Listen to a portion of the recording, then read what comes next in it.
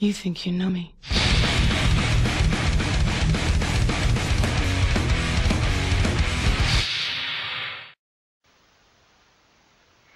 Hello everyone, welcome back to Ratchet Clank 2 Going Commando! This is probably going to be the final episode of this Let's Play.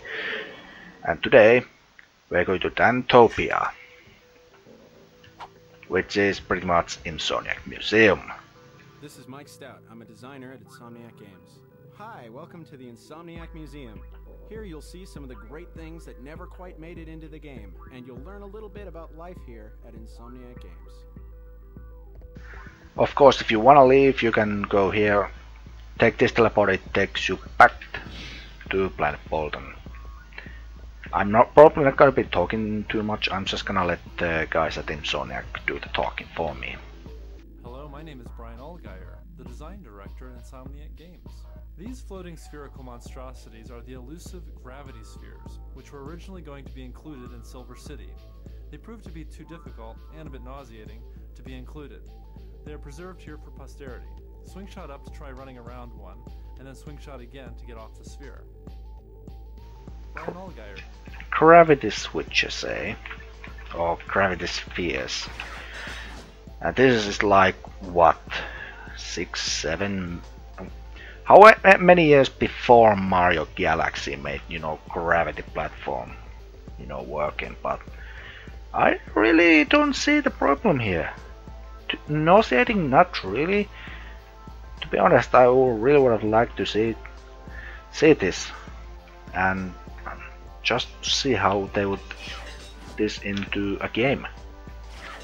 Because gravity spheres, yes, I can't jump off them, but swing shot there, and that would be interesting to see. Kind of sad that it never came up. Hi there, my name's Tim Trespass. I'm a gameplay programmer here at Insomniac Games. I'm a Leo from Washington, D.C. I like anime and shiny objects. This car was originally going to be included in the battle with the giant robot on Snivlac. Unfortunately, its lack of heavy weaponry proved its bane. It now calls the Insomniac Museum its home. Yeah, I remember the fight. Yeah, this doesn't really have any weapons to use, so... But it can strafe. That's a plus. And yeah. Speed! Huge chunks of speed. What's back here? I'm probably just gonna be using this ship to go around this because it's way faster than, walking. Hi, I'm Leslie Matheson. I'm a designer here at Insomniac Games. This was intended to be the water system for Ratchet & Clank. However, as even this little patch of water taxes the game engine to its limits, a modified and severely optimized form was what eventually made it into the game. To see this patch in action, press circle.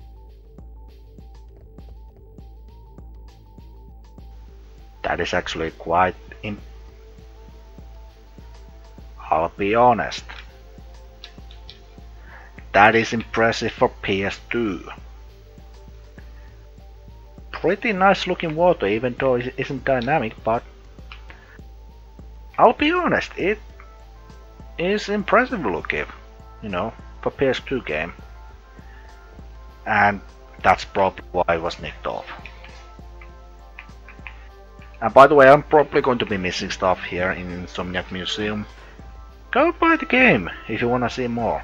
I've shown how to get here, so it shouldn't be too much of a problem to go and play this game. Because I do recommend the original 3. Just if you have PS2, you can find this game. If you have PS3, just go buy the HD collection. You get all 3 games. It's an amazing deal. Greetings, this is Oliver Wade, the animation director at Insomniac Games, doing an atrocious British accent. This is the original Gadgetron vendor from Ratchet & Clank 1. The official reason it was cut had something to do with saving memory. The real reason has a lot to do with squirrels, hacksaws, and our lawyers. I can say no more, because I am no longer able to do this accent. It's nice to see the game developers having some humor in them. And to be honest, I'm a huge fan of what Insomniac is doing. Haven't played I can't. What is the game that the game series they did? Was it Uncharted? Uncharted was Naughty Dog, right? Whatever. I can't remember the PS3 game. I played that, but big fan of Ratchet Clank and Spyro the Dragon. That should be good enough reason to actually like the developers. Hey, it's Tim. This monstrosity was intended to be a boss battle fought on the jet ski gadget. Seeing as the jet ski never made it in Ratchet and Clank, however, neither did this boss. May he rest in pieces. Jet ski? Hi, my name is Sean Whistler, and I'm a tester here at Insomniac Games.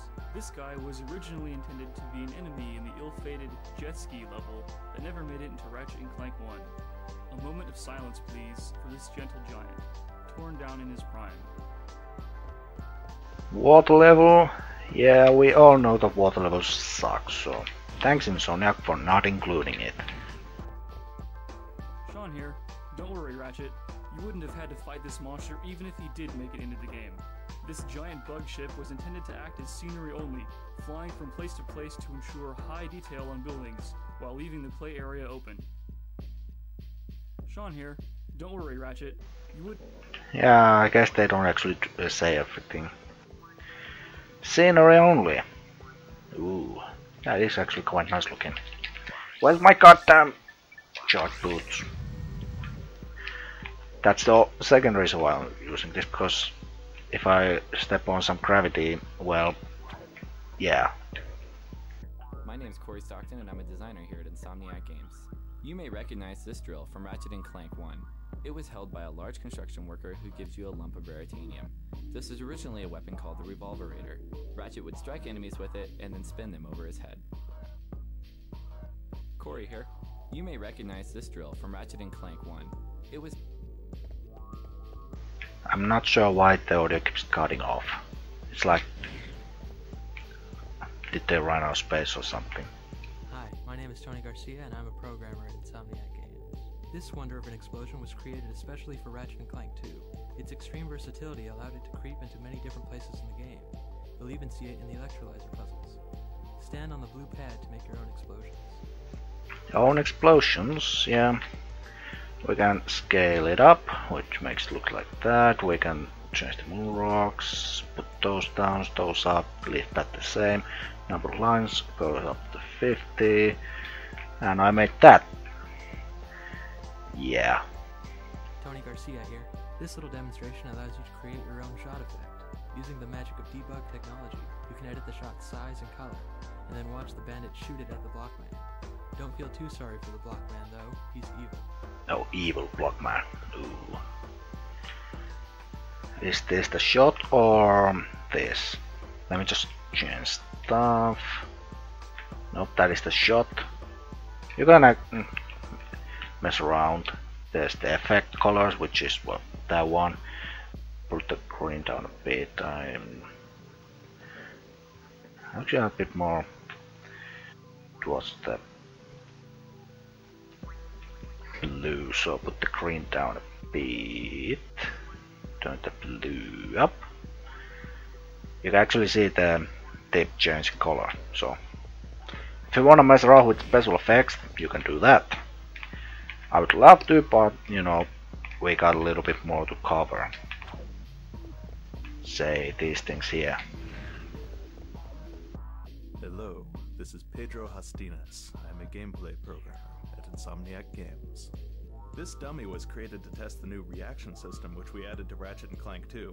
With this system, enemies would always be sure to react appropriately to being damaged without a ton of hassle. Go ahead and hit him. He won't mind. So if you hit this guy, he will react. If you hit him behind, he will still react, you know, the same way. So it's pretty much one animation, but he reacts, so that's a plus. Looks like we have another card here. Yeah, that doesn't seem to be good. It's clearly unfinished. Whatever that is. So that's the hovercraft. That seems to be more offices and places to look at. Oh. Dude, that's trippy. And cool. This was created to test screen buffer effects. Screen buffer effects are used to create things like distortion bubbles and heat hazing. This, however, ends up looking like a hall of mirrors. Can you guess why? Actually, no, I cannot guess why. But, man, that looks weird. Let's move on. So that was pretty much the left side of this area covered. There's no map available, so yeah, can't look at that. And you're probably going to get lost a lot. Tony Garcia here. Using these 3 blue pads, you can edit the 3 particle effects in the center of the room. Go ahead, play around with them. You can achieve some truly great effects this way. I could. Once again, don't really have time. I just wanna kind of get this done. Did I miss anything back here other than these guys? Nope, that seems like I've already been there. We'll take a look at that electrolyzer puzzle there later. Corey here. This monstrous robotic squid was created for one of the Ratchet & Clank 2 prototype levels. Since that level never made it into the finished game, however, neither did poor Squiddy. In case I haven't actually said it, I do kind of like this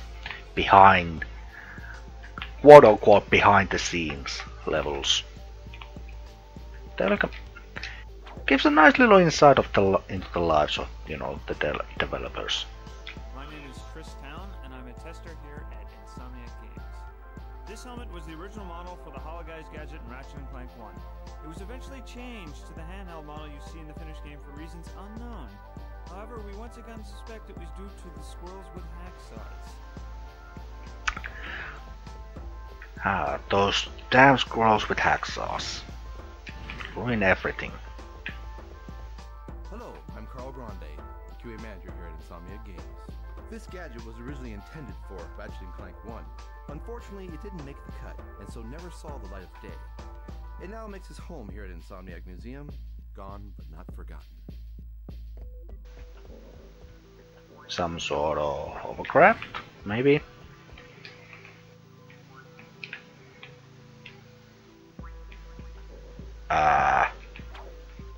Another ship. Let's take a look at this. Does this strafe? It does. Holy crap, it's fast. Damn, it's fast. Maybe a little bit too fast. Mike Stout here. Have you ever wanted to create your own infiltrator puzzle? Well, now you can. Just stand on the blue pad and play around with the values a bit. Confound your friends and amaze your enemies. Own electrical infiltrator puzzle. There's random seed number, start time per path data. Yeah, there's a lot of things to change if you really want to change them. So let's see what the game gives with these settings.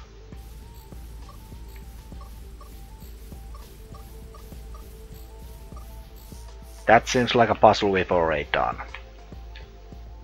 Kinda seems like one anyway.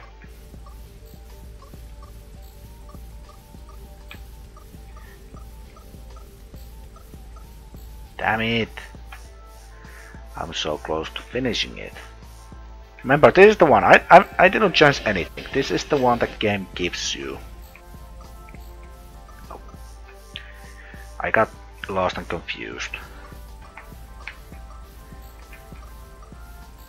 Ah, damn it! Again!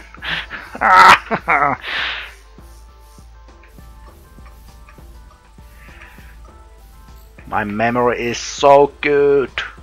You can obviously tell that my memory is so amazing.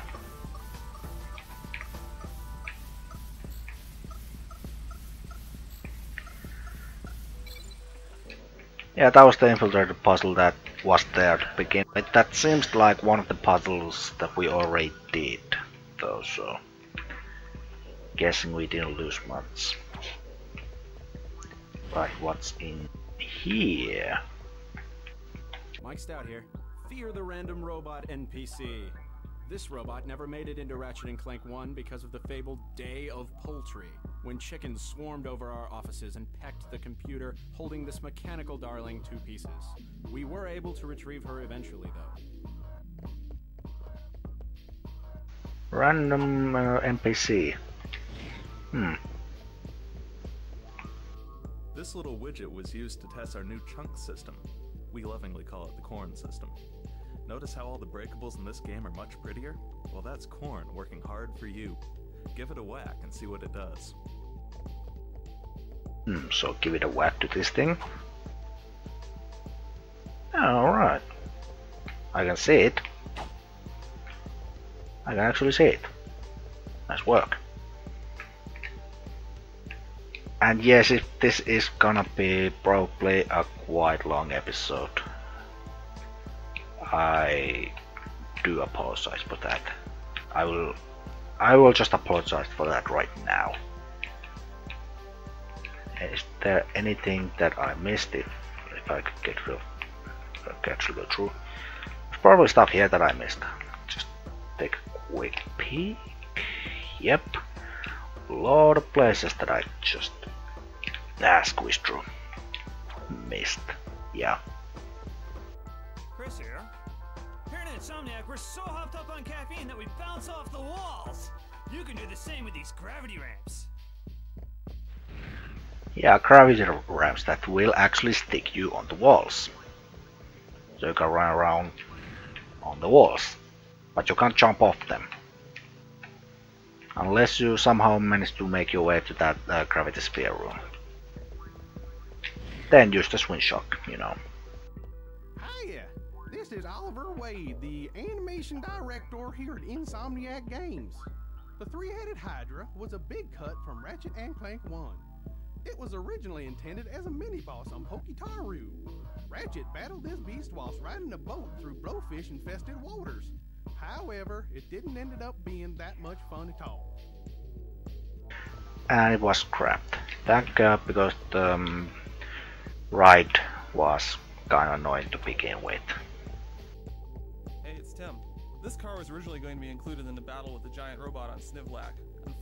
Oh, we're back here again, are we? So that's the sphere room. That seems to be the inside of this area done. Yep, seems to be it. So, let's take a look at the electrolyze puzzle. And since this is the fourth playthrough, the challenge is a bit more difficult to begin with.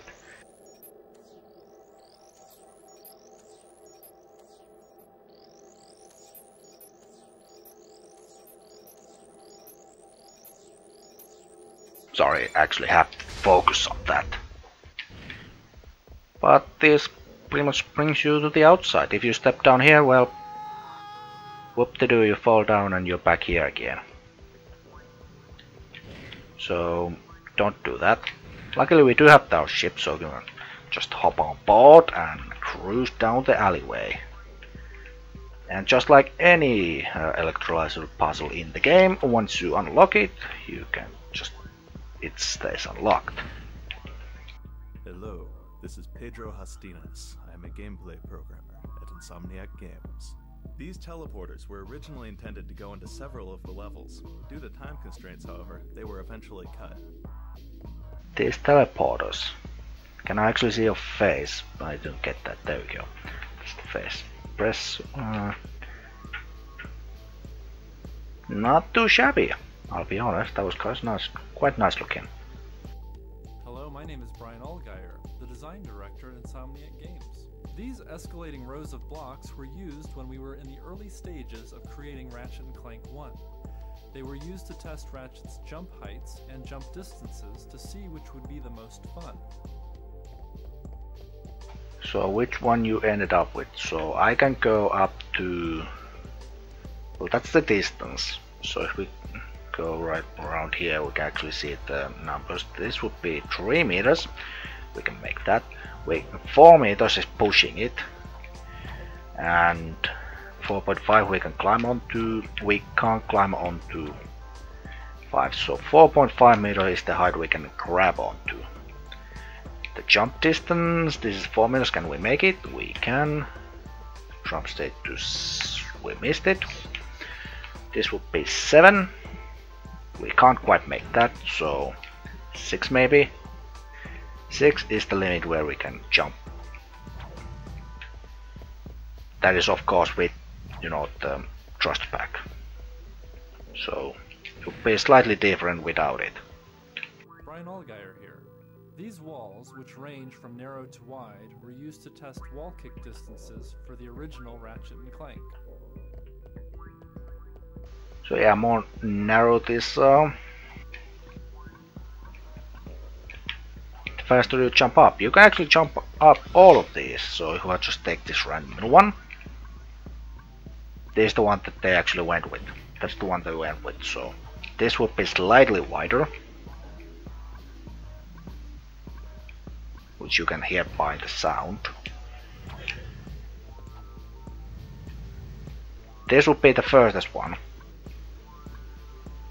which is doable, but kind of makes you concentrate on the fact that if you mess this up, you'll mess up and you have to do it again. But there we go, we actually did make it. Up there is just a random platform to run around. Doesn't lead into anywhere, so not gonna bother with it. Brian Allgaier here. These ramps get steeper and steeper as you go on. They were used to test how Ratchet's feet respond to different floor angles. It also helped establish that a 45-degree angle was the sharpest that Ratchet should be able to walk up. Should be able to. We'll see about that. So anyway, yeah, these are the slope angles. We can see that 30. We can't charge up 35. We can walk up 40. This should be the last one.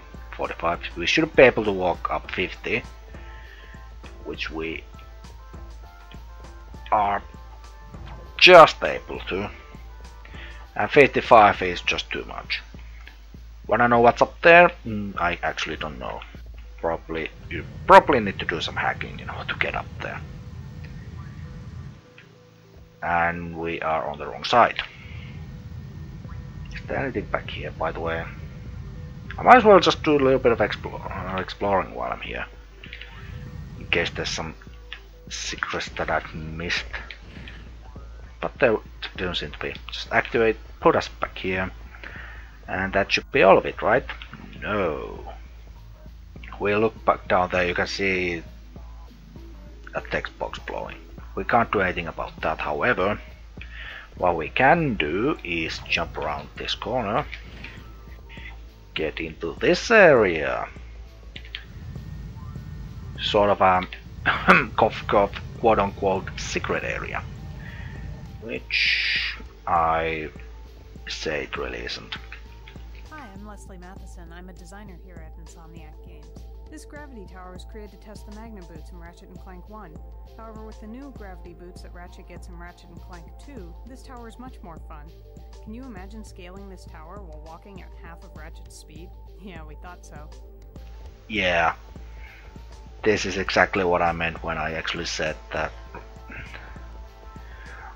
the gravity boots are better, because you can actually jump the loops. Whoa! Are we actually stuck on here? Yeah, we are actually. Sweet. So you can mess around with gravity spears, go into that giant ball up there if you want to. What's back here? Those damn gravity boots taking off my charge boots. This seems like just a huge area of nothingness. Except this guy's face here, with no text bubble. I guess I could have actually put something here, but they didn't. You know, something secretive, and that world doesn't exist. That's probably why they didn't put anything there, because they just thought that maybe no one goes there. Right, there was one teleporter that we missed. Well, you didn't miss anything. I missed it. So we'll just take this ship right through here, jump off, walk all the way back to the gravity sphere, and that is some nice artwork actually down there. There is actually just some artwork there, quite obviously.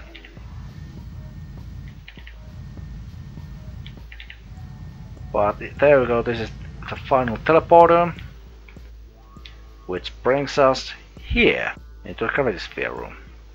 So we can teleport now back from.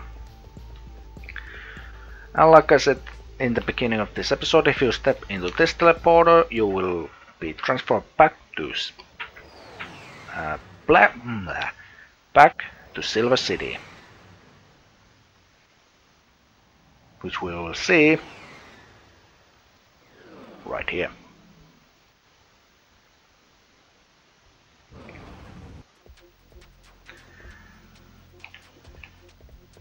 So that pretty much does it for this Let's Play. Am I going to move on to Ratchet Clank 3? I haven't actually decided yet if I'm gonna be moving on to Ratchet Clank 3 yet.